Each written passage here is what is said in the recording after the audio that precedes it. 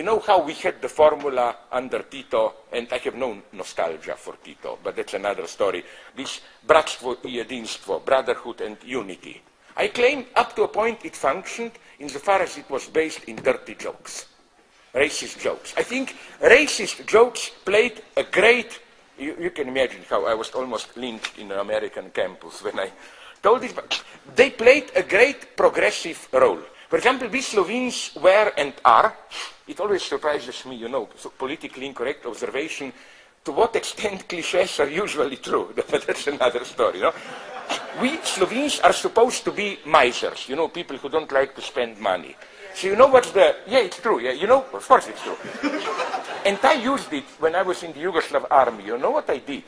Once only I invited my fellow soldiers to beer and bought them beer. And because they perceived me as a Slovene, I became a legend. A Slovene who is not a miser. It was the best investment I did. For the whole year, oh, he's a good Slovene, they were inviting me and so on. Our standard joke is what? And we are really like that. You know, a fairy, you know, the stupid magic entity who fills your wishes, comes to a Slovene farmer and asks him, I will do whatever you want to you, just remember, I will do to your neighbor twice as much. No? You know what is Slovene farmer's answer? Take one of my eyes. Because then, and this is the basic Slovene principle. If I get a little bit, but the neighbor gets more, no, it's better if I lose a little bit, just that the neighbor loses more. Okay, these are we Slovenes, no? Then the Montenegro friend, I remember, immediately jumped in and said, you know, Montenegro, they have earthquakes and their cliché is lazy, no? You can imagine what was his story. You know, how does a Montenegro guy masturbate, no? He digs a hole in the earth, puts the penis in and waits for the earthquake, no? He's too late. But you see how it works even now. I claim this, now we are enacting the true brotherhood and unity. This is how it worked. And now I come to the climactic point. The best experience of this at its clinical purest, I report about it in one of my early books, so I'm sure you don't know it, which is not translated, was with an Albanian friend of mine, soldier in Yugoslav army. Namely, we were almost friends, becoming friends, but then something was missing. We were still this official cold friends, respect, no? And then the guy made the first move. Okay, I don't know if this is a racist cliché, no? I love it, but I was told that with you, you can joke about everything, but not about your mother and sister. That it's not good to tell you, I will fuck your mother or what, no? Okay, so he approached me one morning, and I was very shocked because he was an intellectual. And he told me, I fuck your mother. And I noticed what was the message. The message was, let's become truly friends. And I accepted the logic. Believe me, I never had problems with replying dirty to dirty. You know what was my immediate answer? Go ahead after I finish with your sister. No? No? Okay, so you know what then happened? Now comes the ethical miracle. Then we embraced, we became friends, and it's not what you think now. Then we were spending hours telling dirty stories or what. No, we were both intellectuals. He was more than me. We were very cold, just to remind ourselves that we are really friends. A wonderful small ritual developed. Every morning that we met, instead of saying hello, good morning, we didn't even say the whole story. He told me mother, I told him sister. You know, it was just a reminder we are still friends. So I was always fascinated about this ambiguity of obscenity. On the yes, to go so that you will see that I'm nonetheless a good feminist boy, no? I'm not saying these jokes solve everything, because, I mean, my God, the first feminist reaction, and this should be a test for you. If you pretend to be a feminist, ask yourself, did you immediately feel what is wrong with this joke? That it's, nonetheless, it's the typical male pact about the exchange of women, no? No. Yeah, it's not. Okay, but then I would like to have the opposite. Here I'm a feminist. I would like to see two women say, fuck your father after I finish with your husband. You know, that would be feminism for me. Then you are a good feminist, okay? Okay, sorry. Okay, no, sorry, let me go.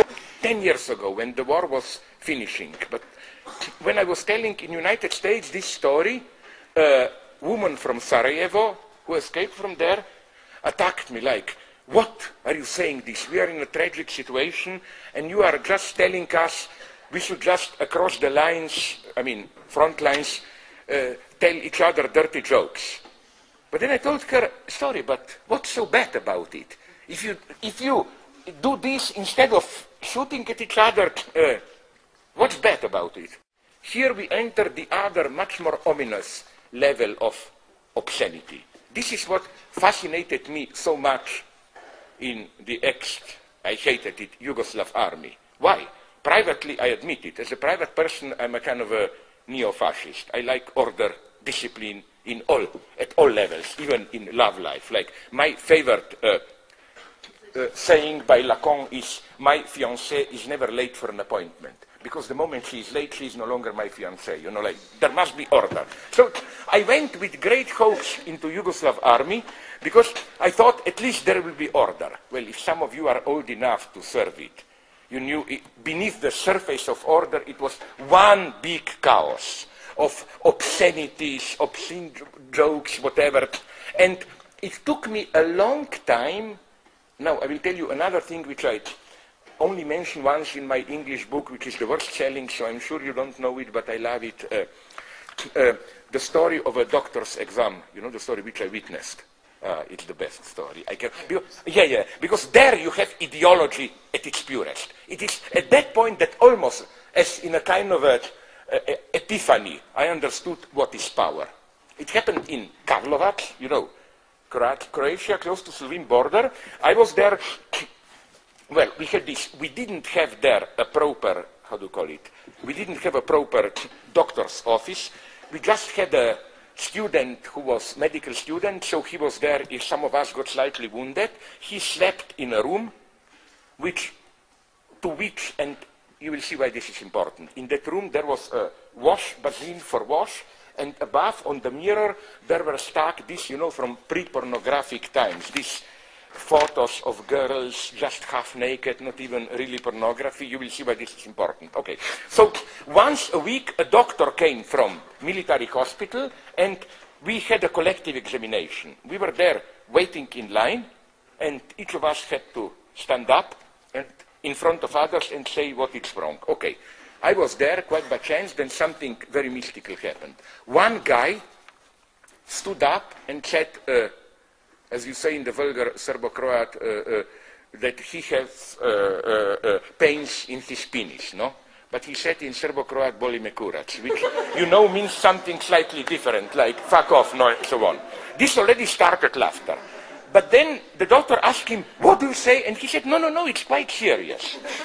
So the doctor told him, okay, undress yourself. He did it, and he said, the problem is I have great pains with my skin around the head, I cannot pull it down.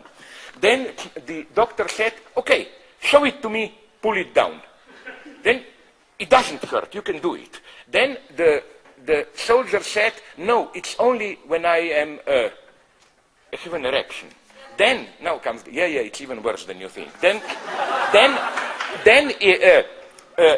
the doctor told him, okay, Durkaj, jerk off, do it. And then something absolutely obscene happened. The guy masturbated, tried to get an erection. Of course, it didn't work. Then the doctor went to that mirror, took the photos, and showed them to the guy, look, gledaj, kakva pička, gledaj, like, look at this. Look what, Durkaj, look at it. What man are you? And then I got it. At the same time, the doctor was looking at us and started to laugh. It was the most oppressive, obscene solidarity. But this is not the same as the joke with my Albanian colleague. I claim this is how power functions.